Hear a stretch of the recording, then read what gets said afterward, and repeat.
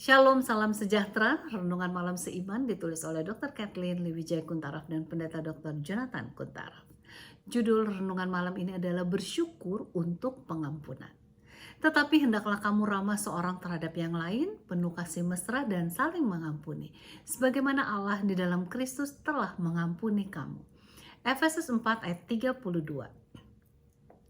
Kita hidup dalam dunia yang penuh dengan berbagai masalah, apakah di rumah tangga, di kantor, atau tempat pekerjaan, atau masalah dengan tetangga atau di masyarakat, di mana saja kita berada. Misalnya masalah rumah tangga saja, bisa dalam bentuk kata-kata yang kasar, tidak berterus terang mengenai masa lalu, membohong atau tidak pegang janji, tidak memberikan uang belanja yang cukup, selalu curiga ataupun merasa cemburu melihat pasangan lebih dekat dengan keluarganya, selalu marah-marah, merasa pasangan bertindak dengan penuh kekerasan, tidak memberikan waktu keluarga secukupnya, adanya perselingkuhan atau ketidaksetiaan dari pasangan kita, dan berbagai ratusan masalah lainnya. Apakah yang kita harus buat bila ada masalah seperti itu di rumah tangga, di tempat pekerjaan atau di masyarakat? Tulisan Rasul Paulus di ayat inti yang kita baca di atas mengajak kita untuk saling mengampuni sebagaimana Yesus telah mengampuni. Kita selalu menduka citakan hati Tuhan, namun Tuhan senantiasa siap untuk mengampuni kita. Dalam 1 Yohanes 1 ayat 9 mengatakan, jika kita mengaku dosa kita, maka Ia adalah setia dan adil sehingga Ia akan mengampuni segala dosa kita dan menyucikan kita dari segala kejahatan. Ternyata memberikan pengampunan itu sangat penting karena memberikan berbagai berkat kepada diri kita masing-masing, termasuk berkat dalam kesehatan. Nah, apakah keuntungan pengampunan untuk kesehatan kita?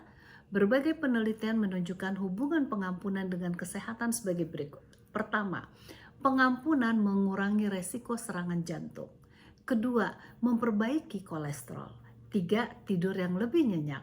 Yang keempat, tekanan darah tinggi dapat menjadi normal. Yang kelima, mengurangi kecemasan, depresi, dan stres. Yang keenam, mempertinggi imunitas. Yang ketujuh, memperbaiki diabetes. Sebaliknya, apa yang terjadi bila kita membenci seseorang? Membenci membuat kita budak dari yang kita benci. Yang kita benci jadi tuan kita. Ia bersama kita malam hari sehingga kita tidak bisa tidur. Ia beserta kita di meja makan sehingga kita tidak punya selera makan.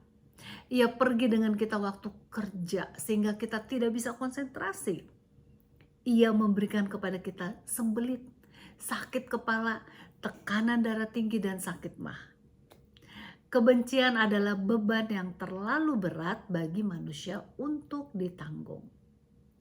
Melihat keuntungan yang kita akan peroleh bila mana kita bersedia mengampuni orang lain, mengapa kita tidak mau ikut anjuran Tuhan untuk mengampuni saja? Beres bukan? Marilah kita memiliki kehidupan yang saling mengampuni sehingga nama Tuhan dapat dipermuliakan. Tuhan Yesus memberkati.